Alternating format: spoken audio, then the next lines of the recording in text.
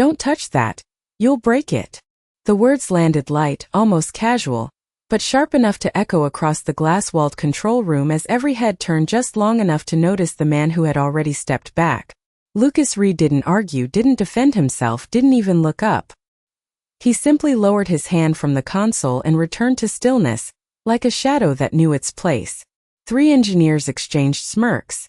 One whispered something under his breath. A quiet chuckle followed. Lucas said nothing. The overhead lights hummed softly, washing the room in a sterile white glow, and the faint scent of polished steel and burnt coffee hung in the air.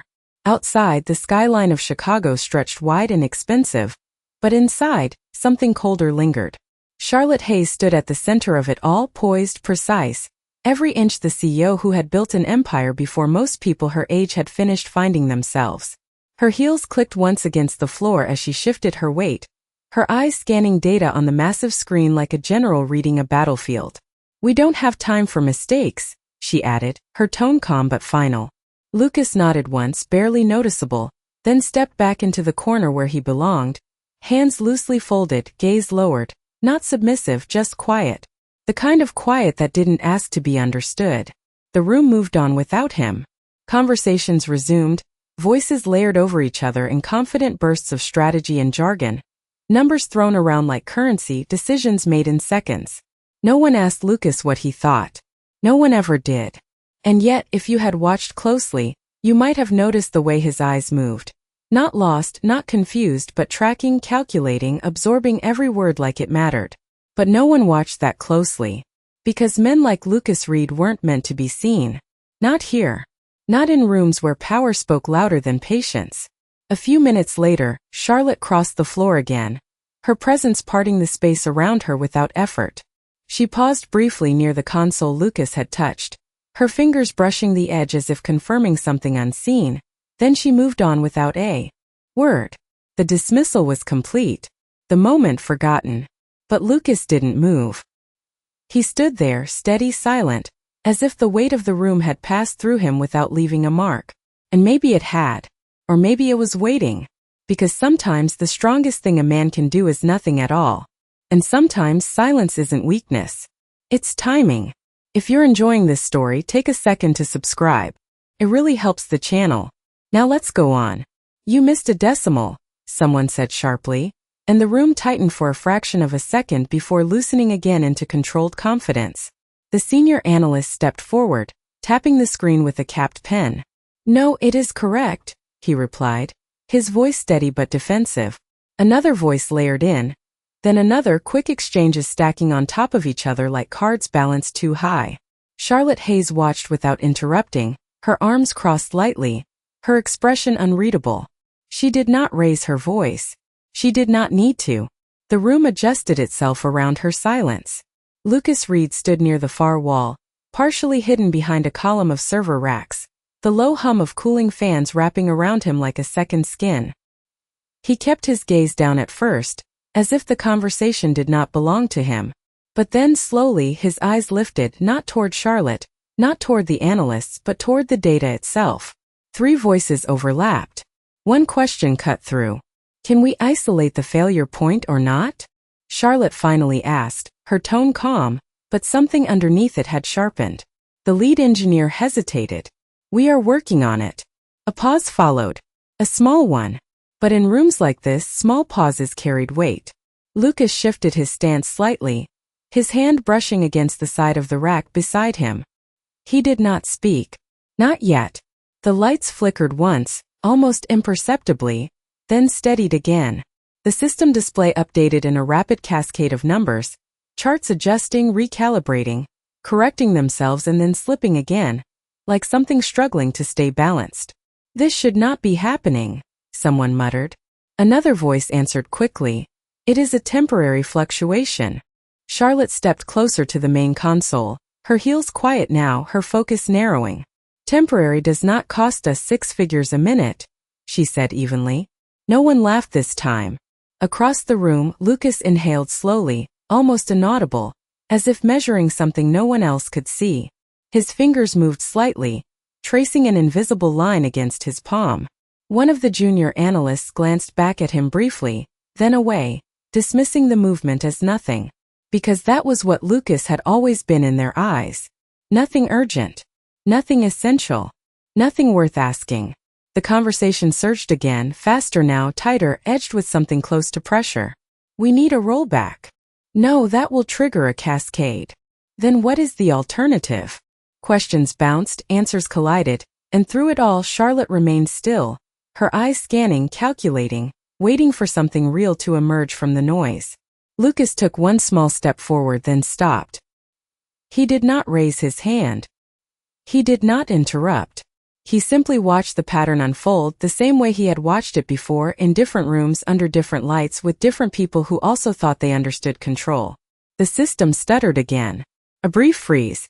Then a correction that did not quite hold. Lucas exhaled softly.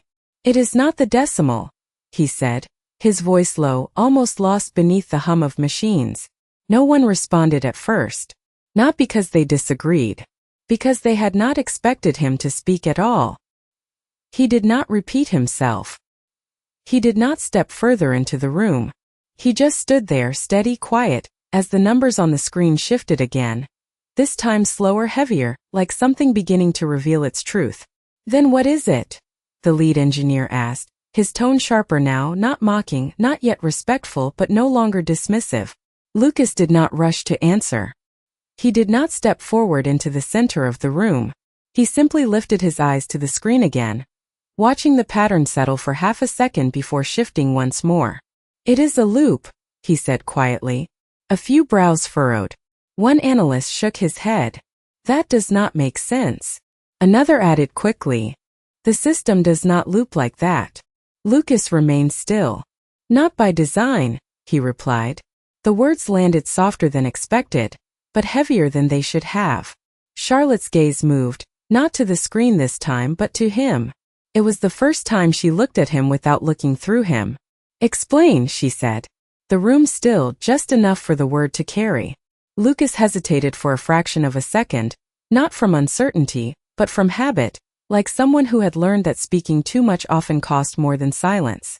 Then he took one step closer, stopping just at the edge of the group, careful not to intrude, careful not to claim space that was not offered.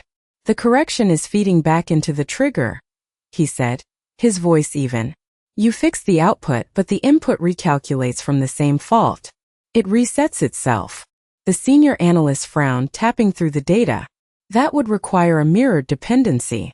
Lucas nodded once. Yes. Another pause. This one longer. Fingers moved across keyboards.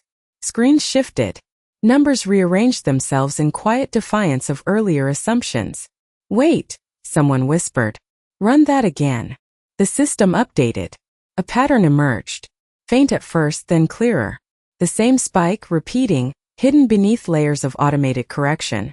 The room changed, not loudly, not dramatically, but in the way air changes before a storm, subtle and undeniable. Charlotte stepped closer to the console, her expression tightening, not in anger but in focus. Why was this not caught earlier? She asked. No one answered immediately. Because the answer was already there, hanging between them. They had been looking at the problem too directly, too confidently, assuming control where there was none.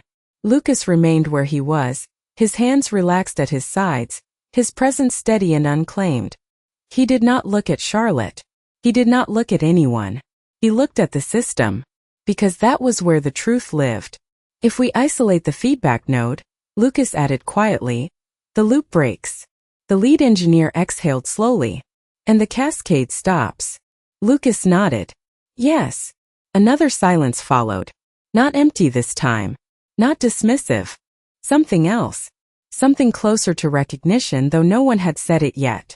Charlotte's eyes remained on Lucas for a moment longer than necessary. Not questioning.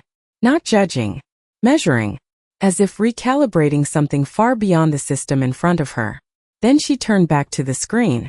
Do it, she said. No hesitation. No second opinion. Just a decision. And for the first time since the problem began, the room moved not in chaos, but in alignment, guided by a voice that had barely been heard until now. Lucas stepped back again as the team rushed to execute, returning to the edge of the room, to the quiet place he knew best. But something had shifted.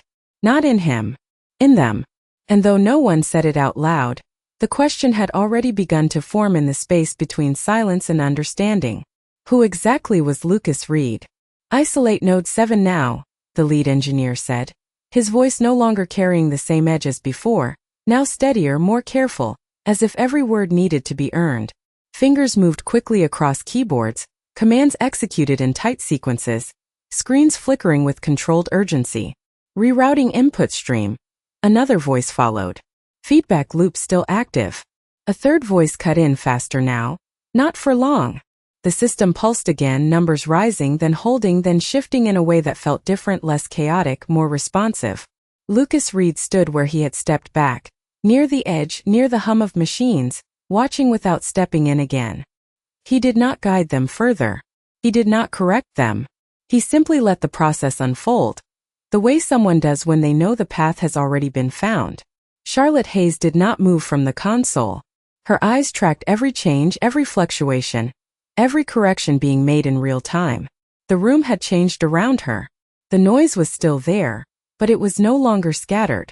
It had direction now. Stabilizing, the analyst said, quieter this time.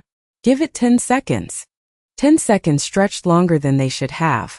The lights above remained steady, but the tension beneath them tightened, like a held breath that no one wanted to release too early. Then the screen shifted. The spike flattened. The cascade stopped. Numbers settled into alignment, not perfectly, but enough to breathe again. We have containment, someone said, almost in disbelief. No one celebrated. Not yet. Charlotte kept her gaze forward for a moment longer, confirming what she already knew.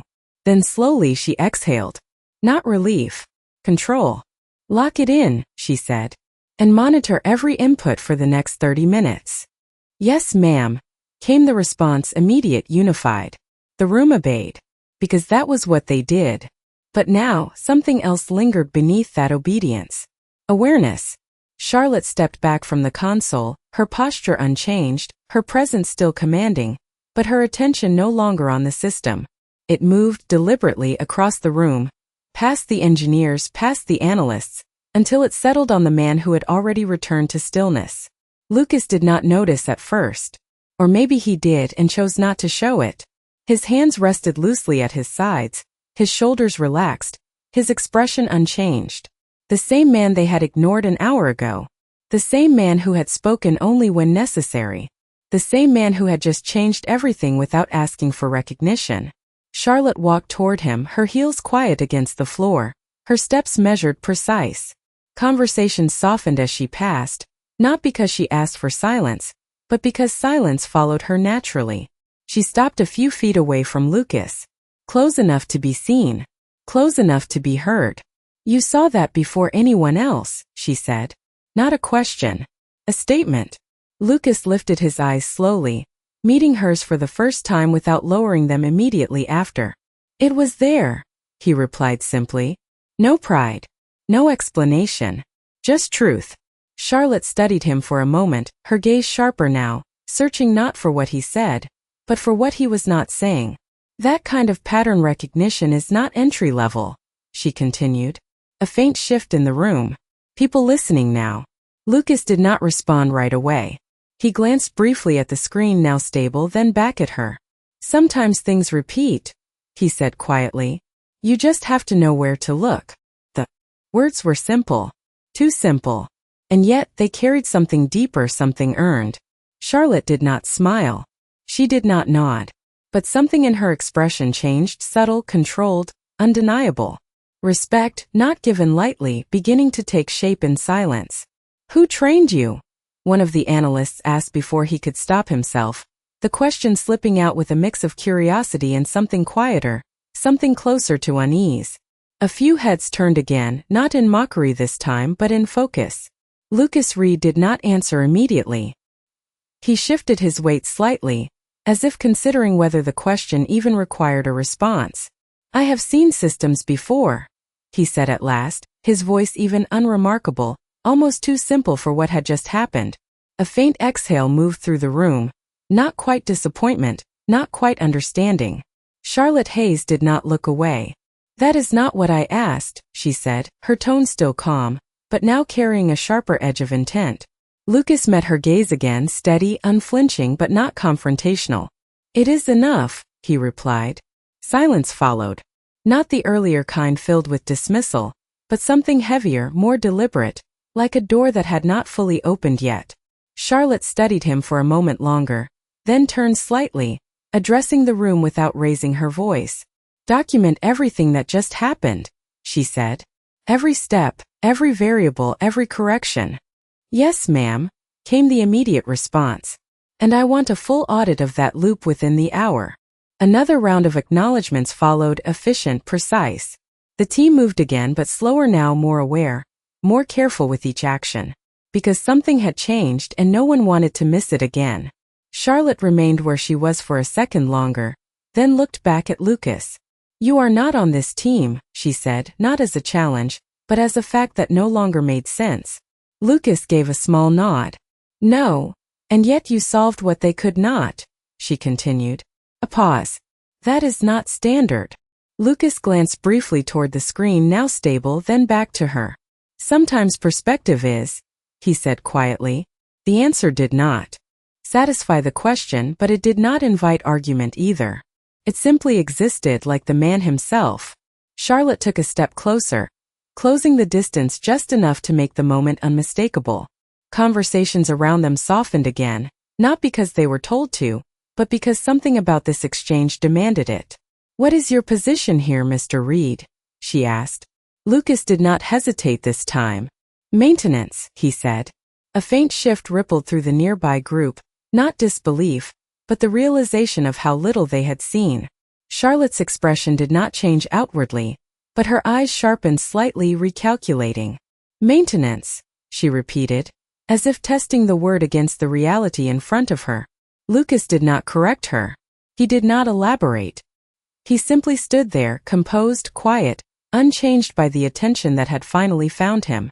Charlotte let the silence stretch for a moment longer, then gave a small nod, not to dismiss him, but to acknowledge something unspoken. Stay close, she said. It was not a request. It was not a command delivered loudly. It was something else. Recognition forming carefully.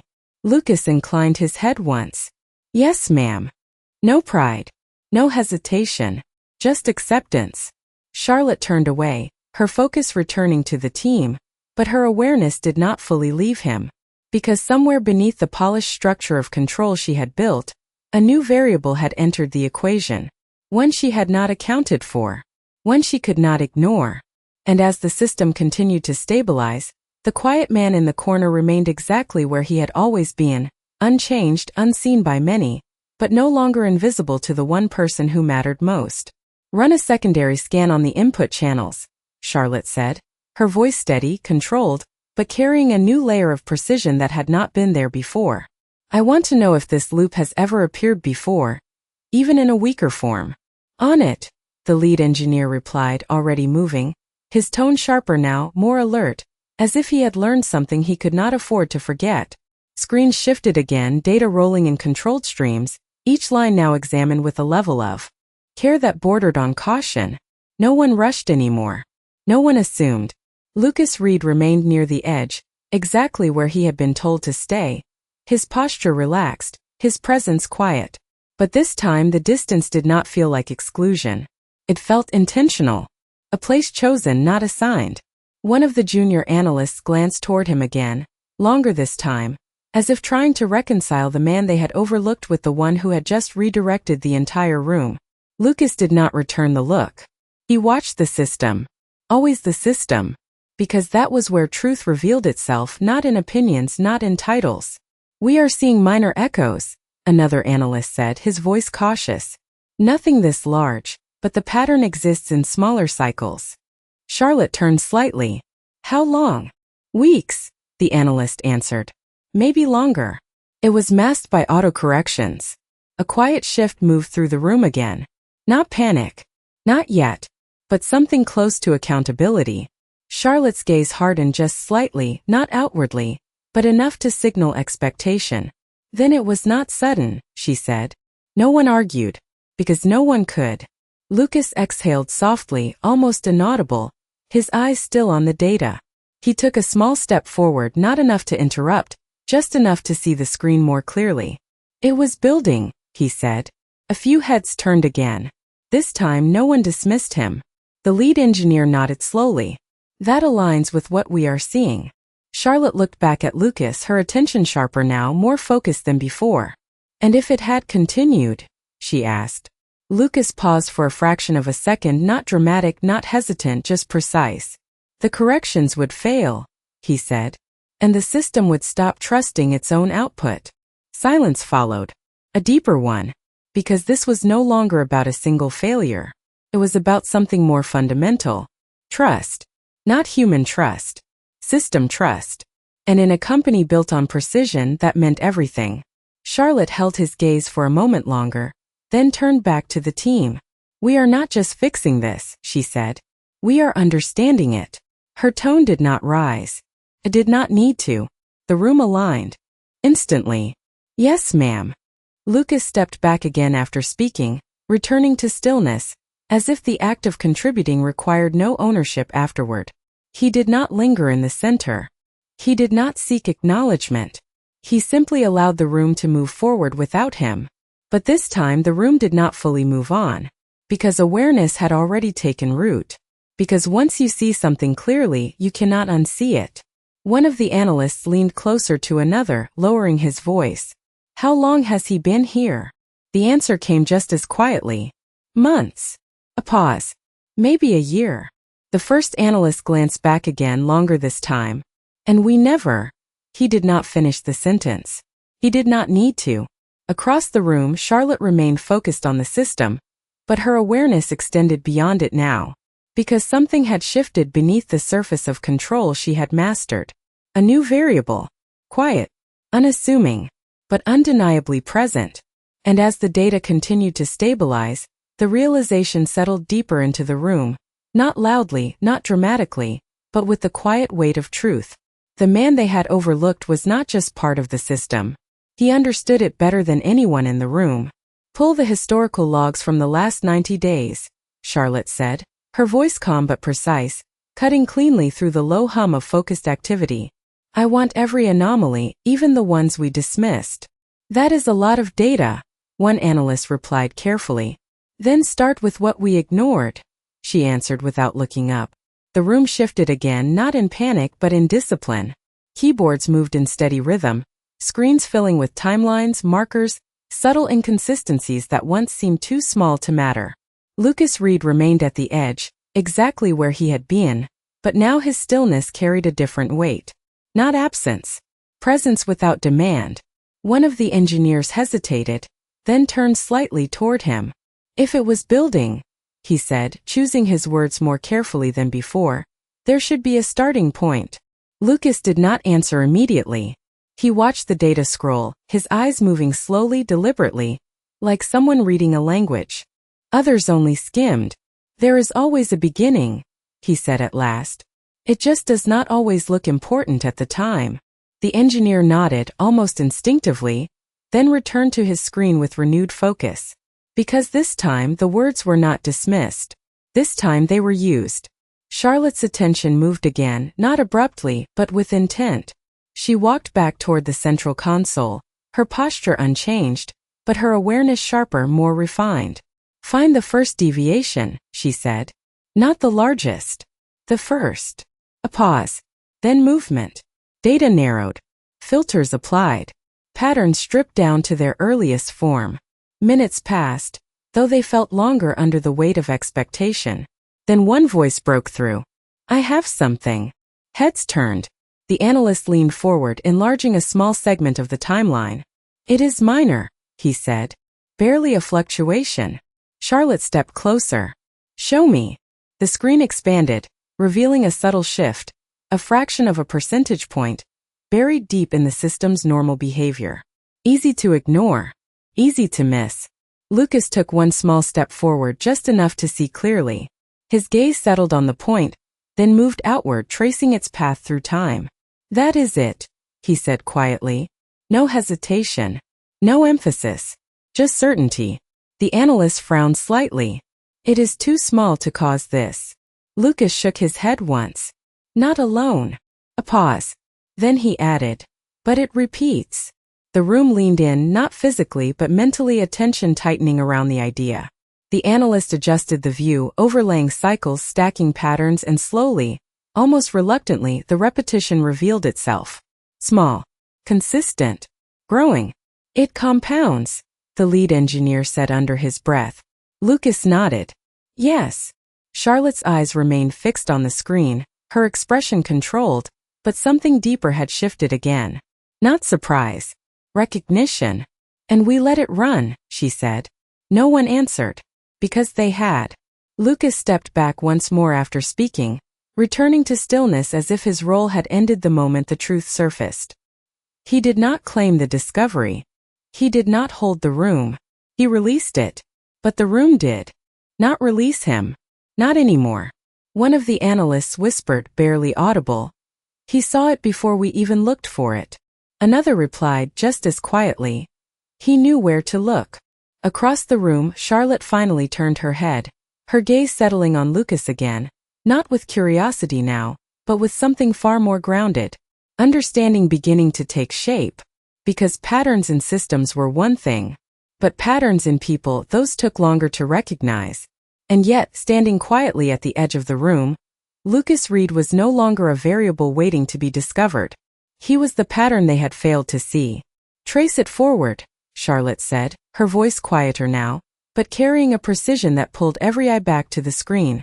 I want to see what it touches next. The analyst nodded, fingers moving quickly, extending the timeline from that first subtle deviation outward into the present. Lines began to connect. Small fluctuations linked into larger ones like threads weaving into something that had always been there, just hidden beneath layers of confidence. It spreads through the predictive model, the lead engineer said, his tone more careful than before. Every correction feeds the next. Lucas Reed stood still, watching, his expression unchanged, but his eyes following the connections as they revealed themselves. He did not interrupt. He did not guide. He let them see it. Because seeing it mattered more than being told. And if we had not caught it today? Another analyst asked, almost to himself. No one answered immediately. Charlotte did not look away from the screen. It would have rewritten our baseline, she said finally. The room quieted again. Not because they did not understand. Because they did. Baselines were not just numbers. They were trust, decisions, direction. And once they shifted unnoticed, everything built on them shifted too. Lucas exhaled softly, his voice low when he spoke. It would have looked normal. That was the part that stayed. Not the failure. Not the risk. The normal. Charlotte turned her head slowly, her gaze finding him again, sharper now, more focused than ever before. You saw that, she said. Lucas did not nod. He did not confirm. It was repeating, he answered. Simple. Direct. Enough. A faint pause settled between them, longer than before, as if something unspoken had finally reached the surface. One of the engineers cleared his throat. We can rebuild the model, he said, almost cautiously. Reset the baseline and revalidate the inputs. Charlotte shifted her attention back to the team. Not rebuild, she said. Reinforce. The word landed differently. Stronger. Intentional. We fix what is broken, she continued. But we understand why it broke so it does not happen again. Yes, ma'am, came the response, immediate, aligned. The room moved again, but now with purpose that felt earned, not assumed. Lucas stepped back once more, returning to the edge, his role once again fading into the background as the team executed what they had finally begun to understand. But this time no one forgot he was there. One analyst glanced toward him, then another, not out of curiosity now, but something closer to respect, quiet and unspoken. Because recognition did not always come with words. Sometimes it came with attention. Charlotte remained at the center for a moment longer, then turned away from the screen entirely. That alone was enough to shift the room. When she stepped away from the data, it meant something had changed. Her gaze moved across the space, past the engineers, past the analysts, until it returned to Lucas, standing where he always had, unchanged by everything that had just unfolded. She walked toward him again, slower this time, not measuring distance but acknowledging it. Conversation softened once more, not out of habit but awareness. She stopped in front of him, close enough now that there was no distance left to hide behind. Lucas met her gaze without lowering his own. No tension. No challenge. Just presence. Charlotte studied him for a moment, not searching for answers anymore, but confirming something she had already begun to understand. "You do not miss patterns," she said quietly. Not a question. Lucas held her gaze for a second, then answered just as quietly. "Patterns do not hide," he said. "People just stop looking." The words settled into the room. Like something final, something that could not be easily dismissed or explained away. And for the first time since the moment began, Charlotte Hayes did not respond right away. She simply stood there looking at him, as the weight of that truth reshaped everything she thought she understood. "Schedule a full internal review," Charlotte said at last, her voice calm again but no longer distant. "Every department that touches this system. I want alignment, not assumptions." "Yes, ma'am," the lead engineer replied, already moving to relay the directive. The room shifted into action once more. But this time there was no rush, no panic, no overconfidence. Just focus. Just discipline. Just the quiet understanding that something important had almost been missed. Lucas Reed remained where he stood, hands relaxed, gaze steady, as if none of this required his attention anymore. Because in his world, once the truth was clear, there was nothing left to prove. One of the analysts approached him slowly, stopping a few feet away. "Hey," he said, not quite sure how to begin. "That thing you saw. That loop. How did you catch it that fast?" Lucas glanced at him briefly, then back toward the system. "It was not fast," he said. "It was early." The analyst frowned slightly, trying to process the difference. "You mean before it got worse?" Lucas shook his head once. "Before anyone decided it was normal." The words lingered, heavier than they sounded. The analyst nodded slowly, then stepped back, not dismissed, but satisfied in a way he did not fully understand. Because some answers were not meant to explain. They were meant to reframe. Across the room, Charlotte watched the exchange without interrupting. Her posture remained composed, her presence still commanding, but her focus had shifted in a way no one else could fully see. She walked toward Lucas again, not quickly, not dramatically, just with intention. The room noticed. It always did when she moved like that. Conversation softened, not out of fear but awareness. She stopped in front of him once more, closer now than before, as if the distance between them had already been removed by everything that had happened. "Lucas," she said, using his name for the first time. He looked at her, calm, present, unchanged. "Yes, ma'am." A brief pause. Not hesitation. Consideration. "You have been here for how long?" she asked. 11 months, he answered. No emphasis. Just fact. Charlotte held his gaze for a moment, then gave a small nod, as if confirming something internally. "And in 11 months, she said quietly, no one thought to ask what you were capable of. It was not a question. It was an observation." Lucas did not respond immediately. He looked past her for a brief second toward the team, toward the system, toward the room that had just begun to see him. Then he returned his gaze to hers. "That was not their job," he said. The answer was simple. Not defensive. Not bitter. Just true. Charlotte's expression shifted, almost imperceptibly, but enough to signal something deeper than acknowledgement. Respect now fully formed. "It is mine," she said. Silence followed. Not empty. Not uncertain. Complete. The kind of silence that did not need to be filled. Around them, the system continued to stabilize, the team continued to work, the company continued to move forward. But in that moment, none of it mattered as much as the quiet exchange between two people who now understood something the rest of the room was only beginning to grasp. Lucas Reed had never needed to be loud to be seen. He had never needed to prove anything to be valuable. He had simply waited. And when the moment came, he did not rise to the occasion. He revealed that he had been ready all along. Charlotte held his gaze for one final second, then gave a small deliberate nod. Not as a command, not as approval, but as recognition. And in that quiet moment, The room did not applaud, did not speak, did not react. Simply understood. In a world driven by titles and assumptions, a quiet single dad works unnoticed while a powerful female CEO leads with precision, until one moment of truth changes everything. This is one of those touching stories where dignity speaks louder than status and hidden brilliance reshapes perception. As tension builds inside a high-stakes corporate system failure, the overlooked man reveals a rare ability to see what others miss, creating one of the most unforgettable touching stories about respect and second chances.